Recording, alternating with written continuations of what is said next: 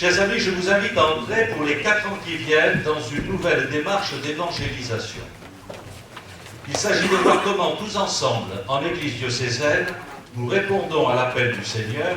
Allez donc, de toutes les nations, faites des disciples, les baptisant au nom du Père, du Fils et du Saint-Esprit, leur apprenant à garder tout ce que je vous ai prescrit, et moi, je suis avec vous tous les jours jusqu'à la fin des temps. Le Christ nous envoie pour signifier à quel point Dieu aime tous les hommes et les appelle à entrer en communion intime avec lui. Voilà l'espérance dont nous avons à rendre compte. Mais quel visage doit prendre l'évangélisation aujourd'hui? Écartons tout d'abord les fausses images de l'évangélisation. Celle-ci n'est pas une stratégie de reconquête d'une influence sociale perdue. Elle n'est pas non plus une vaste entreprise de marketing grâce à laquelle nous chercherions coûte que coûte à placer notre produit. Elle est une œuvre de Dieu, une action du Saint-Esprit dans les cœurs. Nous n'en sommes pas les maîtres, nous n'en sommes que les serviteurs. Pour entrer dans cette démarche d'évangélisation, je vous invite à lire et à méditer ce beau texte du livre des Actes des Apôtres, la rencontre de Pierre et de Corneille. Deuxième paragraphe, exigence pour notre vie ecclésiale. Après avoir mieux défini ce qu'est l'évangélisation et l'horizon humain sur lequel elle s'inscrit aujourd'hui, il faut maintenant préciser quelles sont les exigences qu'implique notre démarche pour toute notre Église diocésaine. On peut en retenir 4. Elles sont comme autant de préoccupations que nous porterons tout au long de notre projet. Première exigence. Vivre un élan spirituel. Vous connaissez l'appel de Jésus à Simon-Pierre. Avance au large, et puis, là, ça s'élargit les disciples, jetez vos filets pour attraper du poisson. Nous ne pouvons véritablement être missionnaires que si nous nous laissons intérieurement renouveler par Dieu. Pas d'évangélisation sans approfondissement spirituel. Ne peuvent évangéliser que ceux qui se laissent eux-mêmes évangéliser par Dieu. Je souhaite que ces 4 années soient vraiment un temps fort pour notre vie chrétienne personnelle et communautaire. Je demande aux communautés chrétiennes de faire une véritable révision de vie. Je suis persuadé que seules des communautés vivantes, fraternelles, joyeuses, ferventes, peuvent servir la dynamique de l'évangélisation. Deuxième exigence, penser notre vie ecclésiale dans la dynamique de l'évangélisation.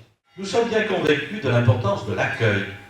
Notre conseil pastoral du FCESA a travaillé cette question il y a plus de 5 ans. Mais avons-nous pris la vraie mesure de la situation qui est la nôtre aujourd'hui?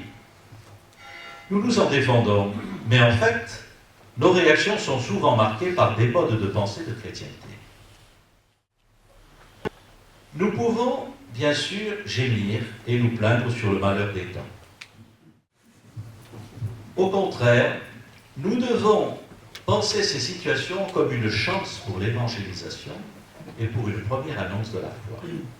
Il s'agira alors moins de savoir s'il faut donner ou pas les sacrements à ceux dont nous pensons qu'ils n'ont pas la foi, que de voir comment cette rencontre avec eux peut être l'occasion d'une évangélisation, d'une proposition audacieuse de ce qui est le cœur de la foi chrétienne.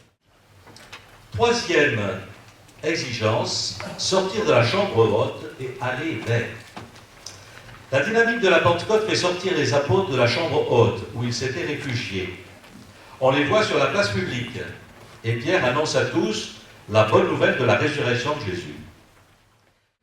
Il ne faut pas rester au chaud entre nous dans nos communautés ecclésiales, attendant que des gens frappent à la porte. Il faut sortir, aller vers, faire preuve d'imagination pastorale. Quatrième dimension, inscrire l'apport de notre foi au cœur de notre vie sociale. Il y a une autre dimension de l'évangélisation, c'est celle du témoignage des chrétiens au cœur des réalités de notre vie sociale. En effet, quand Dieu se révèle, il révèle non seulement qui il est pour l'homme, mais ce qu'est l'homme pour lui. Il révèle ainsi l'homme à lui-même. Les principales convictions qui nous habitent découlent de là, que ce soit l'unicité, la dignité de la personne humaine, la dimension collective du salut de l'humanité, la destination universelle des biens, l'importance du bien commun dans le respect de la justice et de la solidarité. Nous avons donc des convictions à exprimer, une expérience à partager. Pratiquement, quel parcours? Troisième partie. La démarche diocésaine se fera en 4 étapes.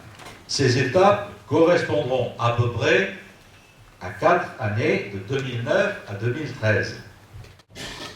Premièrement, de la fête de la Saint-André 2009 à celle de 2010. Le projet diocésain sera lancé et présenté officiellement le 21 novembre 2009 lors de la messe de la fête de la Saint-André à la cathédrale à 17h. Cette première année sera une année d'entrée dans la démarche, d'appropriation de cette lettre pastorale et de temps fort spirituel. Nous demanderons au Seigneur, en nous mettant à l'écoute de la parole de Dieu, de former en nous les témoins de l'Évangile dont notre société aujourd'hui a besoin. Puissions-nous être habités par cette conviction forte de Paul qui lui faisait dire « Malheur à moi si je n'évangélise pas ». Nous prendrons comme fil conducteur la lecture en Église des Actes des Apôtres. Cette lecture et ce partage devraient nous permettre d'écrire à notre tour nos Actes des Apôtres aujourd'hui. Deuxième année, 2010 à 2011. Nous ouvrirons cette année-là de grands chantiers de réflexion sur les situations de notre société qui sollicitent particulièrement notre présence et notre investissement. Nous y travaillerons avec tous ceux et celles qui sont déjà dans les mouvements et les services diocésains engagés dans ces domaines. J'ai proposé pour le diocèse 4 chantiers. En premier lieu, celui qui, à mes yeux, me paraît aujourd'hui un chantier particulièrement important, c'est la vie familiale. Quelle bonne nouvelle avons-nous à annoncer? La famille, à toutes les familles unies, les familles en crise, les familles recomposées. D'autres chantiers seront aussi ouverts. Je crois qu'il y a un chantier qui me paraît fondamental, c'est celui de l'éducation, qui est proche du chantier précédent. Le troisième chantier, qui nous est moins familier, mais qui, je crois, me paraît moins familier au niveau, je vais dire, des contributions ecclésiales. Mais c'est un chantier, évidemment, qui est très présent dans notre société, c'est celui de l'écologie et de la sauvegarde de la création. Il s'agit de nos modes de vie actuels et du monde que nous allons transmettre aux générations qui viennent. Celui de la solidarité sociale, tant dans sa dimension nationale qu'européenne et mondiale. 2011-2012. Les chantiers continueront leur travail en vue d'une ressaisie et d'une expression diocésaine.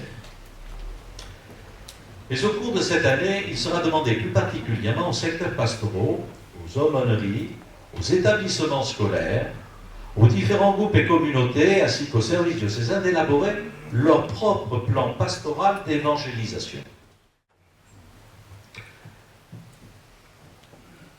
Il ne s'agira pas alors d'en rester à des considérations générales sur l'évangélisation, mais de se donner quelques points d'attention pratique et de décider des initiatives à prendre, si modestes soient-elles. Dernière année, 2012-2013. Au cours de cette dernière année, il faudra ressaisir tout ce qui aura été réfléchi dans les différentes communautés chrétiennes du diocèse en termes de conviction, de points d'attention, de projets et d'initiatives concernant l'évangélisation. Les ensembles pastoraux pourront être un bon lieu de communication, de partage, d'échange et de première ressaisie. Ce sera l'occasion de nous enrichir et de nous dynamiser mutuellement. Mais il faudra également une ressaisie au niveau du diocèse. Un synode diocésain pourra être alors convoqué pour préciser, à partir de tout le travail préalable qui aura été mené, les grandes orientations diocésaines pour les 10 ans qui suivront. Chers amis, la route de l'évangélisation s'ouvre devant nous. Elle n'est ni simple ni facile. Elle nous demandera foi, confiance, audace, espérance et imagination. Partons avec la confiance du semeur qui sème largement, en perdant d'ailleurs une partie de la semence, sachant qu'une partie de ses grains sera reçue dans la bonne terre et produira du fruit au centuple.